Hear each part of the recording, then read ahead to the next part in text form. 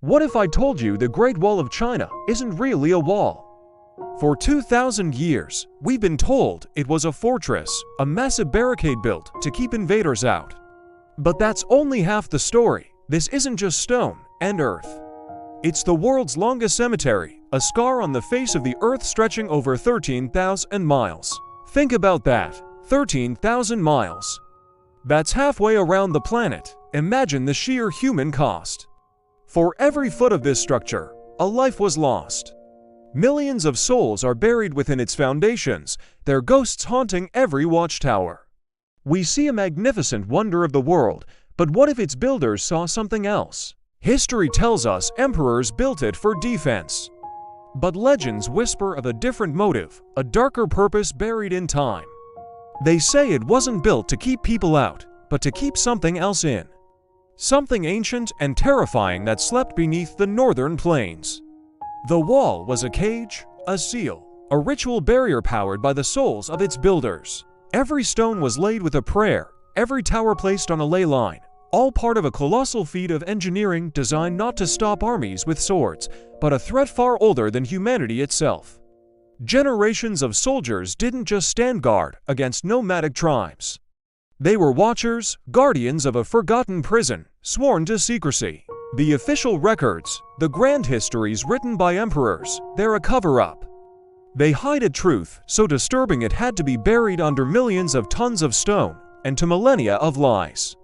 Let's start from the beginning, with the first emperor, Qin Shi Huang. He was a man obsessed with immortality, a tyrant who unified China through brutal conquest. He ordered the first sections of the Great Wall to be connected, a project of unimaginable scale.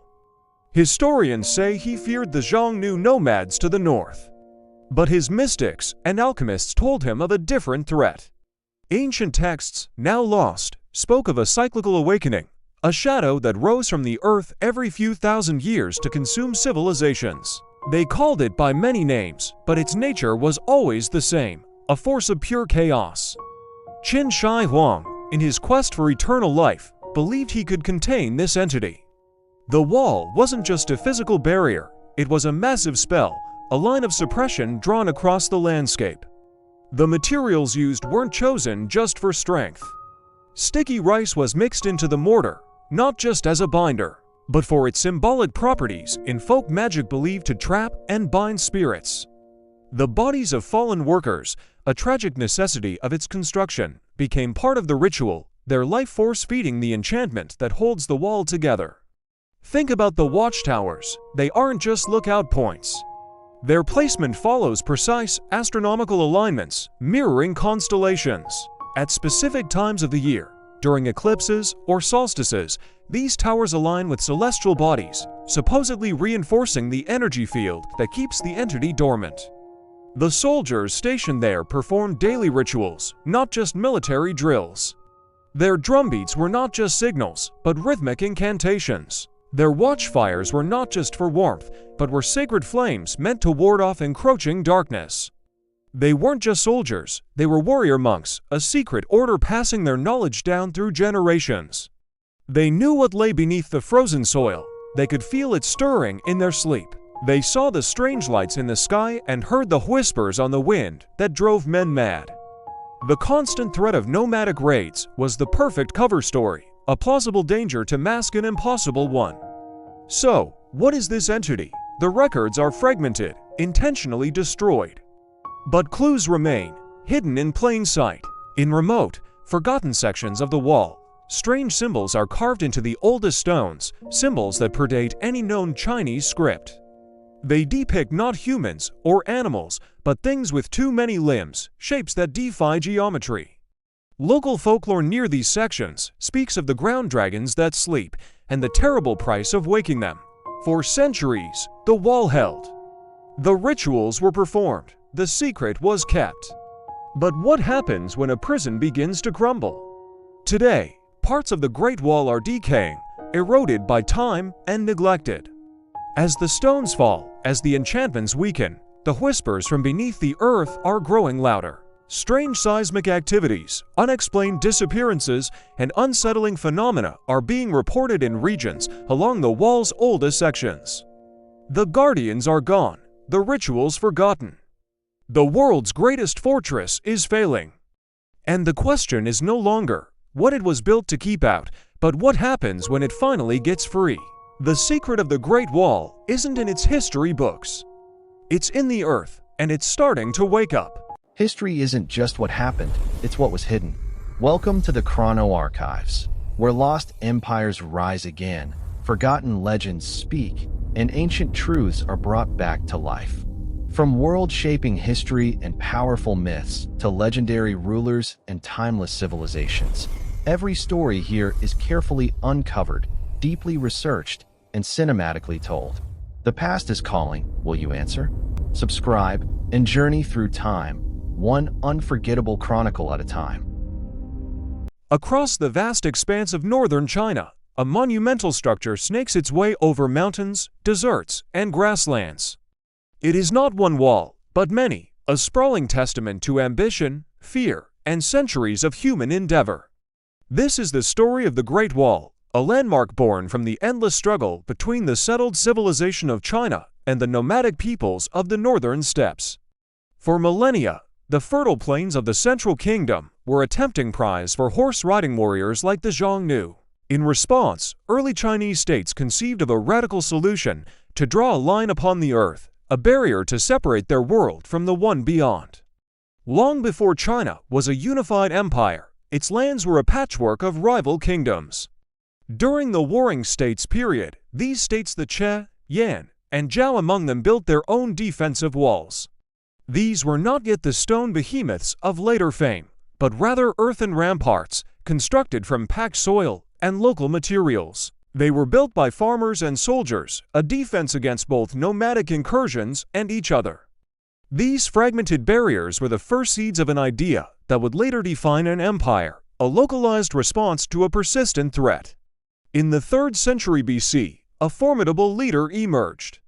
Qin Shi Huang, the first emperor, unified China through brutal conquest and forged a centralized empire. To consolidate his power and define his borders, he embarked on an unprecedented project to link and fortify the existing walls into a single, cohesive defensive line.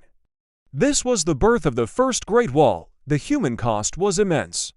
Historical accounts, like those of the Han historian Sima Qian, speak of immense suffering. Hundreds of thousands of laborers, soldiers, commoners, and convicts were forced into service. Many perished from exhaustion, disease, and the harsh conditions, their bodies rumored to be interred within the wall itself. This monumental effort was a powerful statement of imperial authority, though its practical effectiveness in stopping determined nomadic armies remained a subject of debate. The fall of the Qin dynasty did not end the wall's story. The succeeding Han dynasty embraced the wall and expanded it, pushing westward into the desert corridors of modern-day Gansu. This expansion was not just defensive, it was strategic. The Han walls, often built of rammed earth and reeds, were designed to protect the burgeoning trade routes of the Silk Road. Along this extended frontier, a network of watchtowers and garrison towns sprang up. These towers, spaced within sight of one another, formed a sophisticated signal system. Using smoke by day and fire by night, messages could be relayed across hundreds of miles in mere hours, warning of approaching threats. Life for the soldiers stationed here was a mixture of grueling patrol, farm labor, and constant vigilance on the edge of the known world. Following the Han, China entered periods of division and dynastic change. The Great Wall's importance waxed and waned.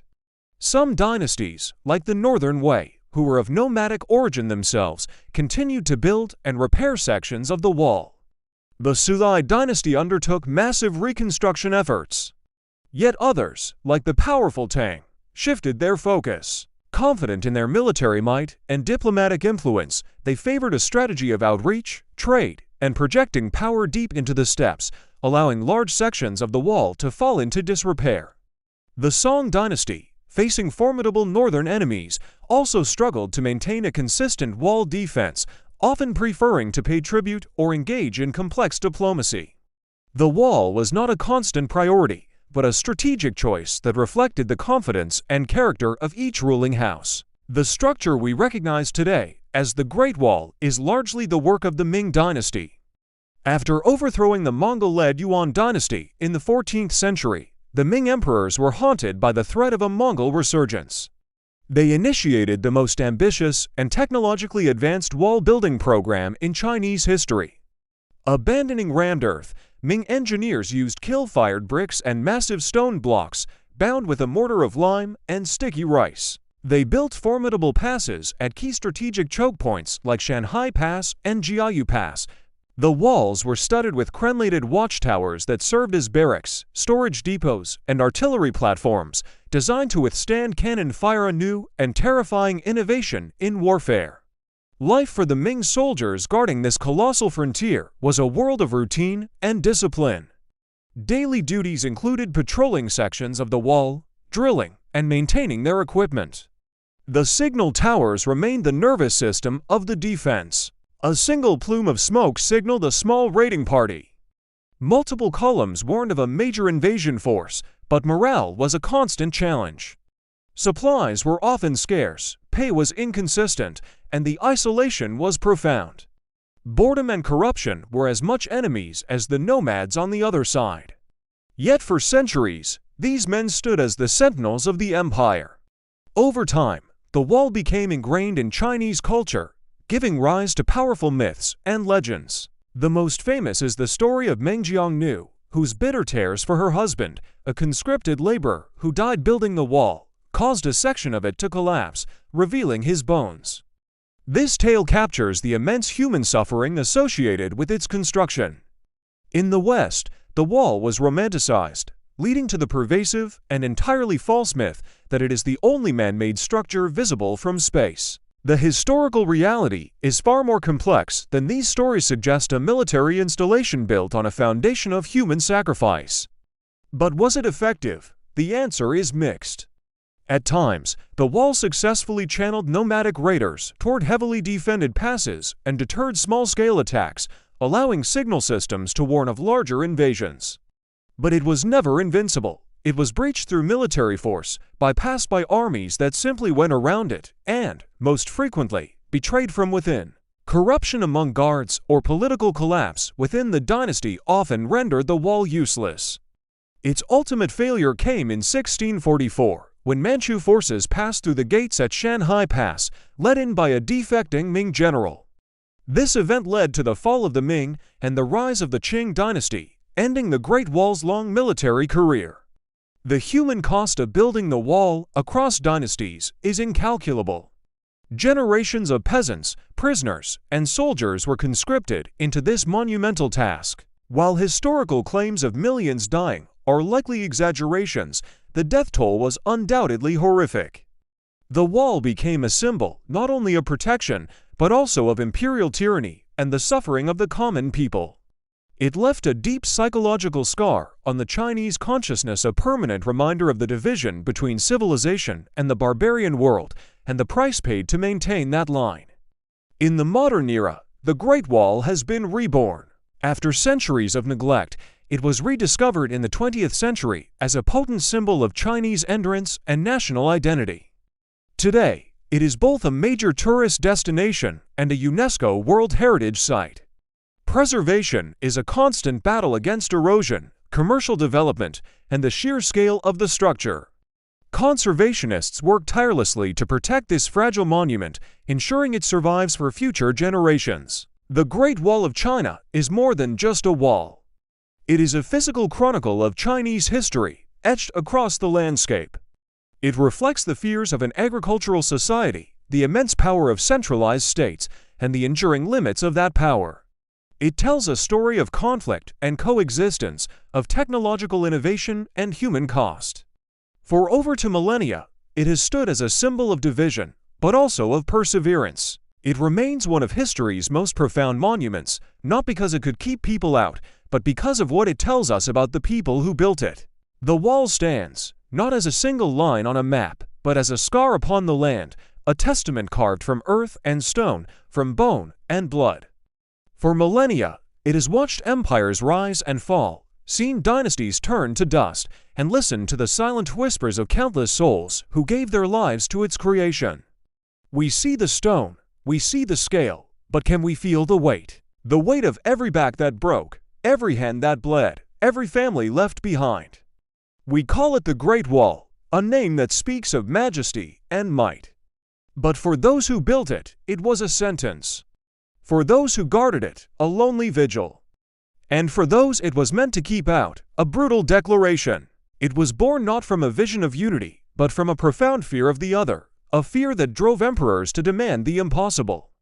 They sought to command nature, to etch their power into the very mountains, believing that a barrier of stone could secure their legacy forever. It is a monument to human ambition, yes, but also to its limits. No wall, however great, can hold back the tide of history. The invaders came, not always over the ramparts, but through the gates, through shifting allegiances and the slow decay of power from within. The wall was breached time and time again. Its purpose, in a purely military sense, was often a failure, and yet it endures. Its true power was never in keeping people out, but in defining who was in. It became a psychological line, a binding agent for a nascent identity, forging a sense of us against them. It was a project so vast, so all-consuming, that it helped to shape the very idea of a unified China, a nation built through shared struggle and immense sacrifice. Today, we walk its restored sections as tourists, marveling at the engineering, snapping photos against breathtaking backdrops. The wind that whips across these lonely towers no longer carries the warnings of approaching armies. It carries the echoes of ghosts, the ghost of the conscripted farmer, dreaming of the village he would never see again. The ghost of the soldier, staring into the vast, intimidating emptiness of the northern plains, his life measured in the changing of the seasons. The ghost of the engineer, whose name is lost to time, but whose genius remains embedded in every precisely laid brick. Their individual stories are gone, absorbed by the sheer, overwhelming scale of the structure itself. The wall is a collective tombstone for millions of anonymous lives. It teaches us a hard lesson about security. We build walls, both physical and metaphorical, to protect ourselves from what we fear. We seek permanence, stability, control. We believe that if we can just build high enough, strong enough, we can keep chaos at bay. But the wall stands as a silent reminder that true security is fleeting. Empires crumble, ideologies shift, and the threats we prepare for are rarely the ones that undo us. What lasts is not the fortification, but the reason it was built. The fear, the hope, the pride, the desperation. As we look at its path, snaking over mountains and plunging into valleys, we are looking at a story of human endurance.